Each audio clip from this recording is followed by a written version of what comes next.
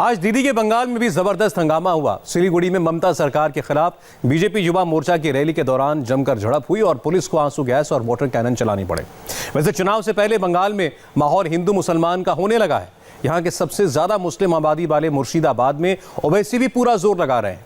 ममता के vote bank में ओवैसी सेंध लगाने की कोशिश में है, जबकि बीजेपी बांग्लादेश के हिंदू शरणार्थियों को नागरिकता देने की बात करके ममता की मुसीबत बढ़ा रही है। हम इस वक्त मुर्शिदाबाद में भागीरथी नदी पर हैं। आइए आपको इस भागीरथी के साथ साथ मुर्शिदाबाद की कुछ राजनीतिक यात्रा भी करवाते हैं। मुर्शिदाबाद पश्चिम बंगाल का सबसे ज्यादा मुस्लिम आबादी वाला इलाका है। यहाँ 66% आबादी मुस्लिम है। ममता बनर्जी के लिए 2011 से भागीरथी के इस तट से उस तट तक जाना बेहद मुश्किल हो रहा है। इस नाव में आप लोगों को देखेंगे, लोग नाव से पार करते हैं ये भागीरथी। हालांकि रोड का रास्ता भी है, लेकिन वो लंबा पड़ता है, इनका कहना है, जिस वजह से ये गाड़ियों से दुपहिया वाहन भी इसमें लेकर आते हैं और पैदल जो लोग होते हैं वो भी इस भागीरथी को यहाँ से पार करते हैं। ये रास्ता क्यों अपनाते हो? अरे बहुत शॉर्ट है, वहाँ पर कुछ ब्रिज नहीं है। ये जो ये ब्रिज है, एक ब्रिज है तो एक्सपायर हो गया, 2011 में एक्सपायर हो गया। तो ब्रिज वहाँ पर वो जिया थकता है, वो वहाँ पर थकता है, क्योंकि इधर ट्रैफिक पड़ता है, इधर घर है, हमारा खेती है, इधर से जाने में बहुत दिक्कत है। तो यहाँ से आने जाने के लिए ये रास्ता क्यों, सड़क से क्यों नहीं आते जाते हो? ज़्यादा लॉन्ग है ना, इसलिए लंबा पड़ता है।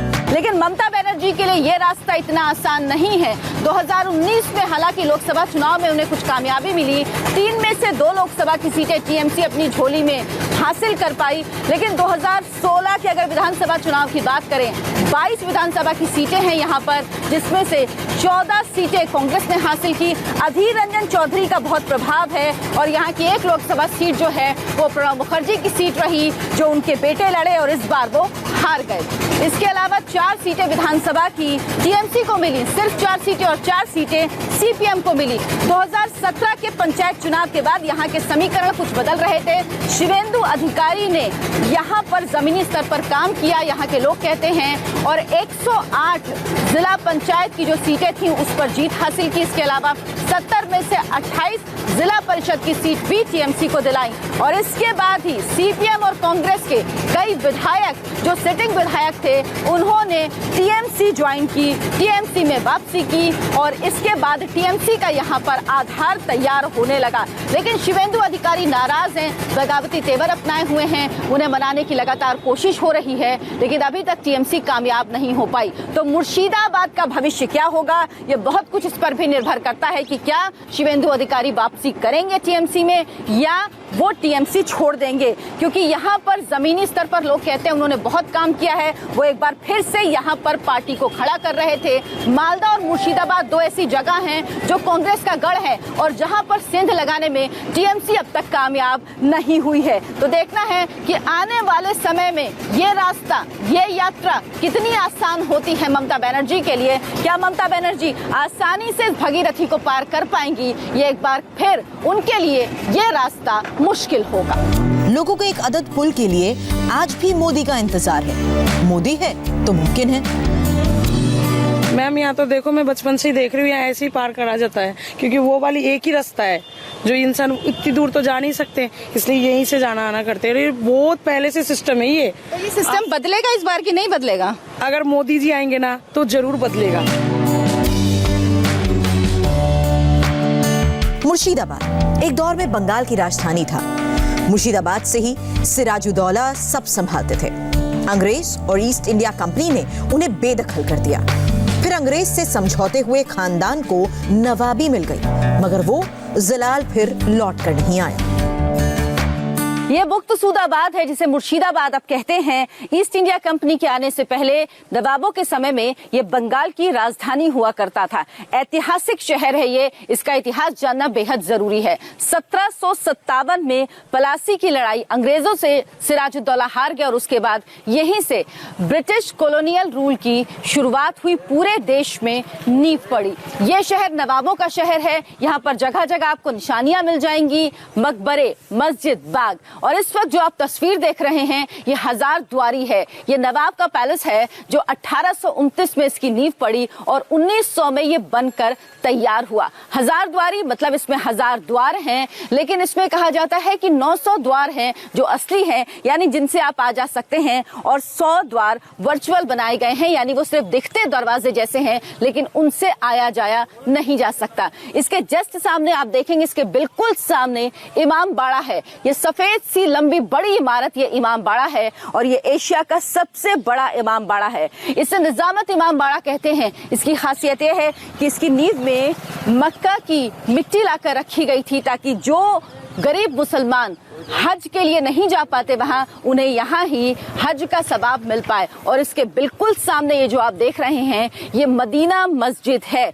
मदीना मस्जिद के दूसरी तरफ क्लॉक टावर है। ये पूरा इस हजारद्वारी के प्रेमाइसेस में ही बना हुआ है और इसके दूसरी तरफ जब आप देखेंगे तो पीली मस्जिद बनी हुई है। यहाँ पर भी नवाब नमाज पढ़ने के लिए आया करते थे। ये पूरा प्रेमाइसेस ही हजारद्वारी का प्रेमाइसेस है और अब यहाँ पर टूरिस्ट भारी संख्या में आते हैं। मुर्शिदाबाद आने वाले टूरिस्ट इस जगह जरूर आते हैं, ये उनका मेन अट्रैक्शन होता है। ये ऐतिहासिक जगह है, ऐतिहासिक महत्व की जगह है और अब ये आर्कियोलॉजिकल सर्वे ऑफ इंडिया की देखरेख में है। मुर्शिदाबाद पिछले दिनों जिहादी ताकतों की सक्रियता के चलते भी बदनाम हुआ। नशे और नकली नोट के कारोबार का इसे बड़ा ठिकाना बताया जाता है। एनएसए अजीत डोभाल को खुद मुर्शिदाबाद का दौरा करना पड़ा। मुर्शिदाबाद इतना मुसलमान कभी नहीं था, लेकिन हाल के दिनों में हुआ है। अब तो एआईएमआईएम के असदुद्दीन ओवैसी ने भी यहाँ पैठ बढ़ानी शुरू कर दी है। असद ओवैसी बिहार के सीमांचल के बाद यहाँ खासे सक्रिय हैं। मुर्शिदाबाद के मुसलमान को उनमें उम्मीद दिख रही है। हमारे साथ इस वक्त एआईएमआईएम के स्टेट के एक्टिव मेंबर है जो यहाँ पर काम कर रहे हैं पार्टी को, ताकि वो कार्यकर्ताओं की पार्टी बन पाए और एक सपोर्ट मिल पाए यहाँ के लोगों का। क्या लग रहा है अभी तक एमआईएम को यहाँ से कुछ सपोर्ट मिल रहा है पश्चिम बंगाल में?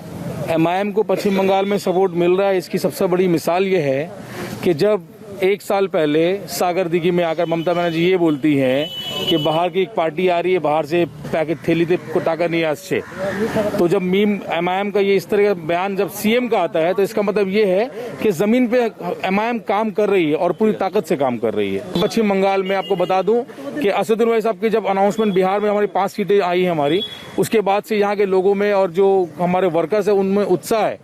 तो इंशाल्लाह पार्टी हमारी आ रही है और पूरी ताकत से लड़ेगी बंगाल में। मैं यही पूछने वाली थी कि सीमांचल में जीत के बाद क्या यहाँ के जो लोग हैं उन पर असर पड़ा है और उसका असर यहाँ पर दिखेगा? बिल्कुल दिखेगा। देखिए, आपकी पार्टी कहीं अगर जीतती है तो बिल्कुल उसका असर दूसरी तरह दिखता है। अभी और सीमांचल का जो इलाका है वो हमारा किशनगंज का इलाका बॉर्डर का इलाका है, बंगाल और बिहार का बॉर्डर है। आपका दिनाजपुर, मालदा, मुर्शिदाबाद ये इलाका है, तो यहाँ से असर पड़ता है। और बंगाल में पार्टी बहुत स्ट्रांग है हमारी। काफी 7 साल से हम लोग पार्टी का काम कर रहे हैं, पूरे वेस्ट बंगाल में काम कर रहे हैं। आज यहाँ पे सभा हुई है, आप अगर हमारा 6 साल का रिकॉर्ड देखेंगे पार्टी का तो काफी ताकत से बंगाल में काम कर रही है पार्टी और हमारी बहुत सभाएं हुई है यहाँ पे। बताइए क्यों वेस्ट बंगाल का मुसलमान एक बाहर के व्यक्ति पर जो हैदराबाद का है यहाँ पे आएगा, यहाँ पर क्यों भरोसा करे? क्या वजह है उसकी? देखिए, बाहर का व्यक्ति, हम हिंदुस्तान में रहते हैं। नहीं, लेकिन यहाँ के लोग खुद बोलते हैं कि वो हैदराबाद के हैं। हम बाहर के लोगों पे क्यों भरोसा करें? अभी नरेंद्र मोदी अगर आके यहाँ इलेक्शन लड़ते वो बाहर के नहीं है, राहुल गांधी अगर लड़ते वो बाहर के नहीं है, ओवैसी आने सब बाहर के बोलते हैं। हम इस देश के हैं, इस देश के नागरिक हैं। जिस तरह हम है उस तरह असदुद्दीन ओवैसी है। अगर हम यहाँ से बाहर जाकर इलेक्शन लड़ते हैं, मोदी बनारस में लड़ते हैं, सारे लोग लड़ते हैं। ये हिंदुस्तान हमारा देश है। क्या यहाँ के लोग, पश्चिम बंगाल के लोग असदुद्दीन ओवैसी पर भरोसा कर रहे हैं? इंशाल्लाह जरूर भरोसा करेंगे और पूरा यकीन के साथ कहते हैं कि उनको वोट मिलेगा। ये मिलेगा जी जी। लेकिन अभी तो यहाँ पर कोई उनका बेस नहीं है। बेस तो है ही, लेकिन जो कह रहा है जो असदुद्दीन मुस्लिम की वोट है, नहीं ऐसा नहीं है। यहाँ का मुर्शिदाबाद का जो वेस्ट बंगाल का जो आदिवासी है, दलित है, उसका पिछवाड़ा और जो है जो गरीब लोग हैं, सभी को पसंद करके आज उसको इस जगह में पहुंचा है मुर्शिदाबाद और बंगाल में। लेकिन आज जो सरकार जो कह रही है, जो रनिंग सरकार है, तृणमूल सरकार है, ये सरकार के जो लोग है जो कह रहे हैं नहीं असदुद्दीन ओवैसी वोट काटवा वाला है बीजेपी को सुविधा करने के लिए, ऐसा नहीं है। अगर असदुद्दीन ओवैसी मीम पार्टी अगर बीजेपी की सुविधा करते तो अगला जो 19 में जो चुनाव हुआ है, ये चुनाव में 18 सीट बीजेपी को कैसे मिल गया? देखिए मैम, आपको माध्यम से एक बात कहना चाहता हूँ हम लोग बहुत जुल्म सहा है। हम लोग को जो ऊज किया हुआ है, जितना भी पार्टी आए पश्चिम बंगाल में, सीपीएम बोलिए, कांग्रेस बोलिए, वो टीएमसी बोलिए, सिर्फ हम लोग को ऊज किया है। आज हम लोग खुद हक के लिए लड़ाई कर रहा हूँ। हक क्या है? हम लोग जो डिस्ट्रिक्ट है, जिस आप जहाँ खड़ा है इस पश्चिम बंगाल में एक डिस्ट्रिक्ट है, बहुत बड़ा डिस्ट्रिक्ट है मुर्शिदाबाद। मुर्शिदाबाद में एक अलीगढ़ यूनिवर्सिटी नहीं है, हॉस्पिटल में कोई सुविधा नहीं। अलीगढ़ यूनिवर्सिटी ही क्यों चाहिए? यूनिवर्सिटी तो कोई भी हो जहाँ पढ़ाई हो, अलीगढ़ यूनिवर्सिटी क्यों? नहीं मैडम, जिस शिक्षा जिस पढ़ा है ना, पढ़ाई शिक्षा जी है ना, वो जरूरी है। मेरे को पार्क व मंदिर व मस्जिद जरूरत नहीं है। बंगाल से लेकर बिहार के सीमांचल तक फर्रक्का डैम भी एक विवाद है। गंगा को हुगली की ओर मोड़ने के लिए इसका निर्माण किया गया, मगर बांग्लादेश का आरोप है कि उसके हिस्से में जो पानी जाता है वो दरअसल खारा होता है। उसके हिस्से में गाद बहुत आती है। कुछ हद तक यही शिकायत बिहार की भी है। पश्चिम बंगाल के मालदा में गंगा नदी पर बनाए फरक्का बैराज है। ये बैराज 1970 में बना और 1975 में फंक्शनल हुआ। इसकी लंबाई 2.3 किलोमीटर है। इस बैराज को लेकर भारत और बांग्लादेश के बीच लंबे समय तक विवाद रहा। 1977 में बांग्लादेश ने इसकी औपचारिक शिकायत भी संयुक्त राष्ट्र में दर्ज कराई।